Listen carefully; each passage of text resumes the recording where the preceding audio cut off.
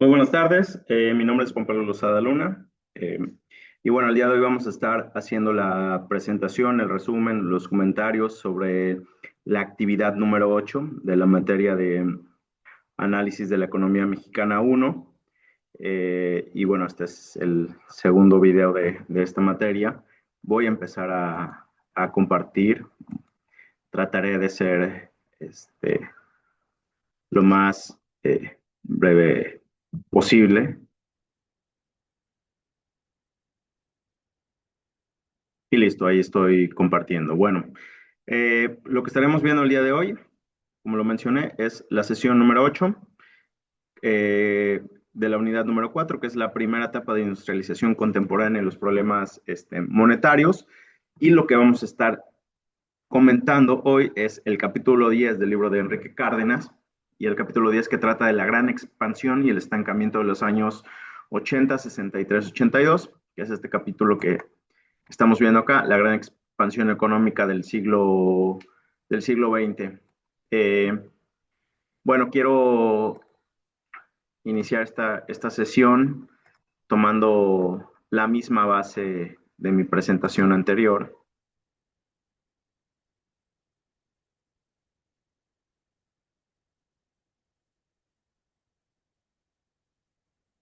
Y bueno, como comenté, este capítulo es el capítulo 10. Es la primera etapa de industrialización contemporánea y los problemas monetarios de México. Vamos a abarcar lo que es del año 1962 a 1981 y este año está particularmente marcado por una gran etapa de expansión industrial, económica, eh, una etapa, unos años donde se hicieron acuerdos comerciales con otros países, donde las políticas públicas empujaron a la población, a la urbanización de muchas áreas en México, al crecimiento de grandes ciudades que hoy conocemos, como lo es Guadalajara, Monterrey, Puebla, la misma Ciudad de México, etcétera, ¿no? El principal objetivo durante esta época de la política económica fue que hubiera estabilidad macroeconómica para que se pudiera controlar la inflación y tener una buena disciplina fiscal. Eh, Esto, bueno, no imprimiendo billetes, sino generando inflación y un sobreendeudamiento de la población, ¿no? Para ello se utilizaron instrumentos de política monetaria bastante restrictiva, enfocada en reducir la inflación, mediante, bueno, tasas de interés altas. Con esto, bueno, se hace que la gente eh, solicite menor cantidad de dinero, entonces, bueno, se reduce con la inflación, hay una política fiscal prudente,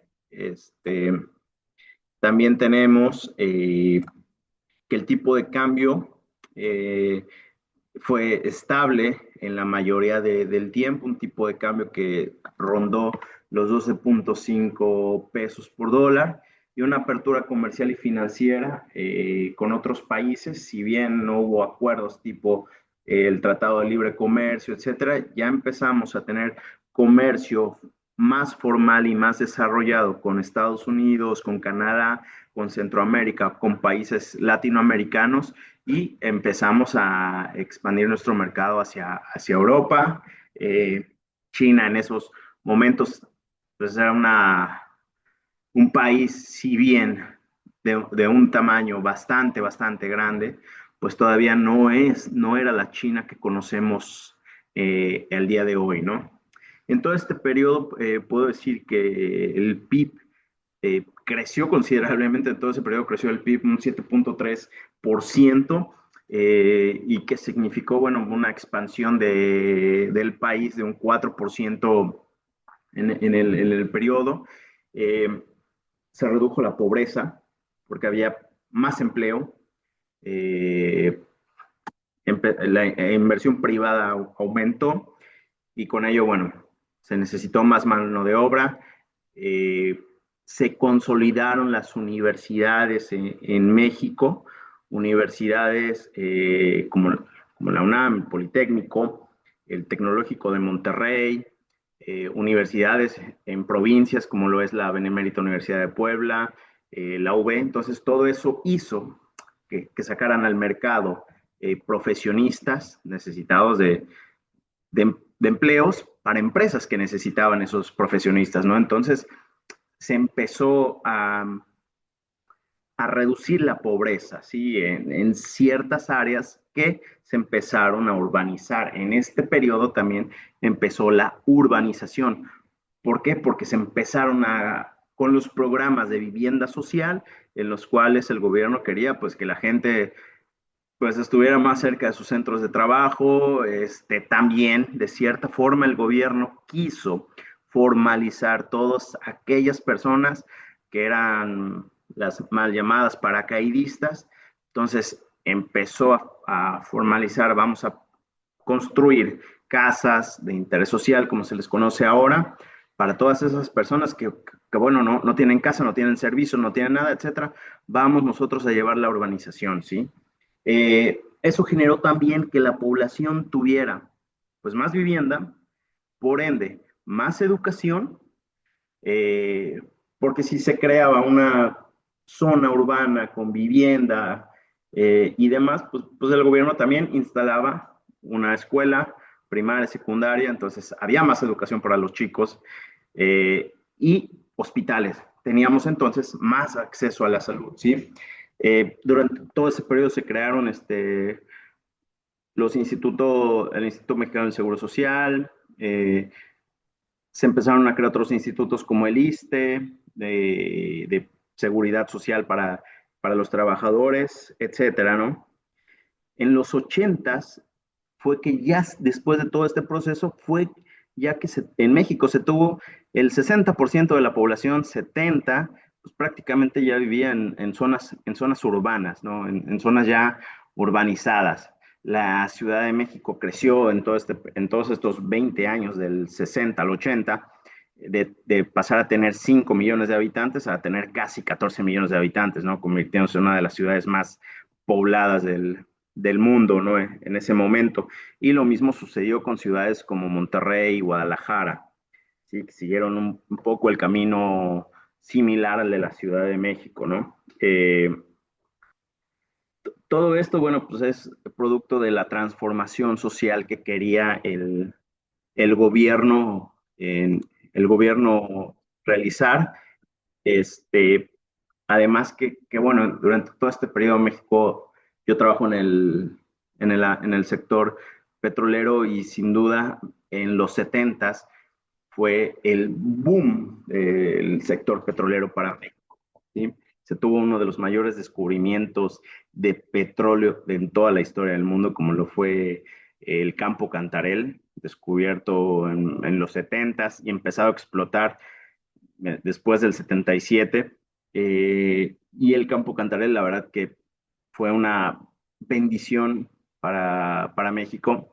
No se supo cuidar a lo largo de los años, para ser honestos, pero hoy Cantarell no es nada, ¿no? Vamos, todavía un poco de petróleo, pero Cantarell llegó a producir por sí solo 2.3 millones de barriles diarios cuando el pico.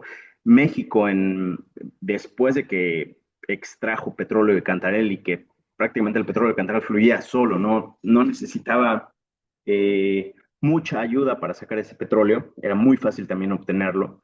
Eh, Llegamos a producir los 300.000 barriles diarios a llegar a producir más de 2 millones de barriles, 2.3 millones, 2.4 millones de barriles diarios, lo cual nos hizo en esa época estar dentro del top 5 de los mayores productores de petróleo en el mundo, ¿sí?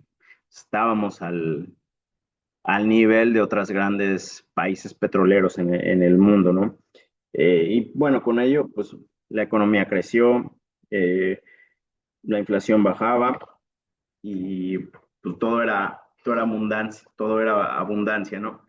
Pero, pues sin duda había muchas zonas marginadas en el país, olvidadas de todo esto. Entonces se empezó a concentrar la riqueza solamente pues en algunas cuantas personas, en algunos cuantos grupos y zonas, se abandonaron zonas en el país como lo fue Oaxaca, Chiapas, gran parte del sureste del país, mientras del centro y parte del norte se vivía la bonanza de lo que había aquí. Y, pues bueno, estas áreas de México estaban completamente olvidadas. Tuvimos también condiciones internas, externas que beneficiaron y que también contribuyeron para mal dentro de todo este periodo de desarrollo y expansión. Eh, Internas, bueno, tuvimos pues, crisis previas de deuda que obligaron a tener reformas estructurales, debilidad, debilidad institucional en algunos sectores productivos. También nuestras instituciones eran de cierta forma nacientes, tenían poco tiempo de nacimiento, entonces pues, claramente había mucha corrupción, se puede ver en películas de los 70s, de los 80s, cómo era todo el sistema gubernamental de documentos y demás. Digo, si hoy de por sí es demasiado difícil, estresante ir a hacer un trámite con el gobierno, antes era terriblemente peor de lo que es hoy, ¿no? Y bueno, una necesidad de modernizar la economía y incrementar la competitividad, ¿no? Y otras condiciones externas, bueno, fenómeno de la globalización que empezaba y la liberación del libre mercado, ¿sí? Empezábamos con la tendencia del libre mercado, producto de todos los economistas que venían ahí de la escuela austriaca. Milton Friedman ya empezaba con las ideas de libre mercado, la influencia también de otros organismos internacionales que empezaron a agarrar bastante poder en el mundo, como el Fondo Monetario Internacional, el Banco Mundial, etcétera, ¿no? Y bueno, empezamos a tener ciertamente una mayor integración con la economía de Estados Unidos, ¿sí? Es, Teníamos ya acuerdos comerciales, si bien no tratados de libre comercio, pero tratados comerciales y muchas empresas norteamericanas empezaron a venir y a invertir en México. ¿Sí? Después de todo este periodo, pues tuvimos un crecimiento moderado, la inflación controlada, producción significativa en comparación con todas las décadas anteriores antes de los 60, tasas de interés elevadas, sin duda, pero bueno, ayudaron a mantener la inflación del país, las finanzas públicas sanas, con mayor disciplina fiscal y una reducción del déficit comercial, la cuenta corriente, déficits recurrentes debido a la dependencia de importaciones y bueno, el tipo de cambio, si bien volátil porque se liberó, se mantuvo estable durante esta época. Eh, Sin embargo, como lo mencioné, en, en el tema de desarrollo social, pues la pobreza subía y la gente que en verdad era pobre pues, seguía siendo todavía más pobre y aumentaba con los periodos de crisis. Si bien la gente tenía empleo, era vulnerable a cualquier tipo de crisis. Una persona que estaba, vamos a llamarlo, con un empleo seguro, con eh, una calidad de vida bien, eh, tan pronto había una crisis, bueno, se podían apagar sus esperanzas, ¿no?